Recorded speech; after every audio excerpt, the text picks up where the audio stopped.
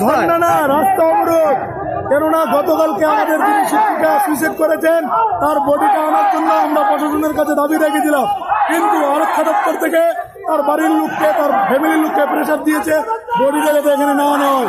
তাই আমরা আরক্ষা দপ্তরকে জানিয়ে আমরা এই রাস্তা অবরোধ করছি। আরক্ষা দপ্তর যতক্ষণ অব্দি আমাদের বডি এখানে আনার পারমিশন না দেবে ততক্ষণ অব্দি আমরা এখানে বসে থাকবো। স্বরাষ্ট্রমন্ত্রী উদ্দেশ্য প্রণোদিতভাবে তার ফ্যামিলিকে চাপ দিচ্ছে।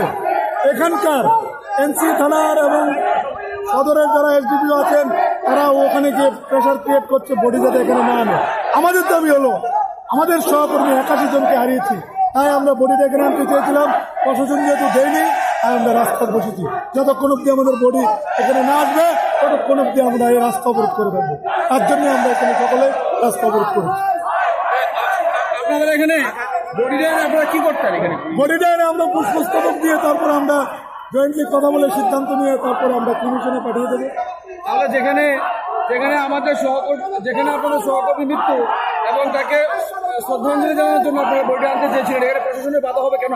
প্রশাসন বুঝতে পেরেছে ওনাদের দোষ, কারণ প্রশাসনের জন্যই তো আজকে আমরা 81 জনকে হারিয়েছি। গতকালকে একজন সুইসাইড করতে বাধ্য হয়েছে।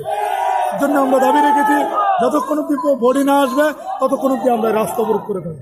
কি কারণে আজকে আপনাদের এই আন্দোলন? আন্দোলন তো আজকের নয়, আন্দোলন তো আমরা 35 দিন ধরে করছি।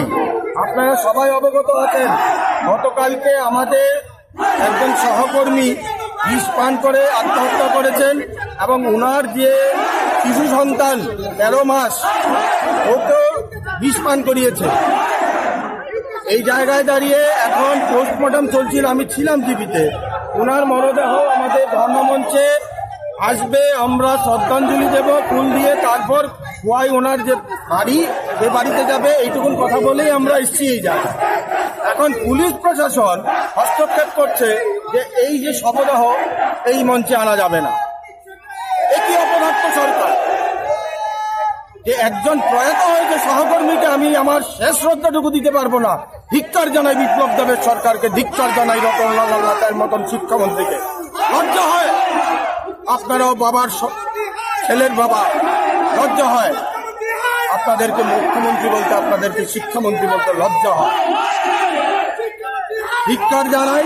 পুলিশ আমাদেরকে বাধা দিয়েছে বলে আজকে রাস্তা অবরোধ হয়েছে, তার জন্য আমরা কোনোভাবেই দায়ী নই।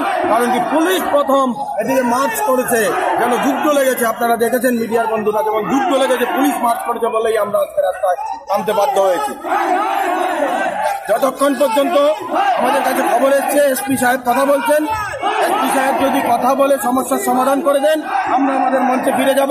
আমরা চাই না রাজ্যবাসীর কোনো সমস্যা হোক, আমরা চাই না পুলিশ প্রশাসনের সঙ্গে আমাদের কোনো ধরনের আসাল হোক। কারণ কি গত 35 দিন ধরে আমরা যে মঞ্চটা চালিয়ে গেছি, গণতান্ত্রিক পদ্ধতিতে চালিয়ে গেছি, তাতে কোনো সমস্যা হয়নি। তবে আজকে কেন সমস্যাটা হলো? সমস্যাটা করেছে পুলিশ বা প্রশাসন। আমাদেরকে আমাদের শেষ শ্রদ্ধাঞ্জলি দিতে বাধা দেওয়া হচ্ছে, তার জন্যই আজকে অবস্থান।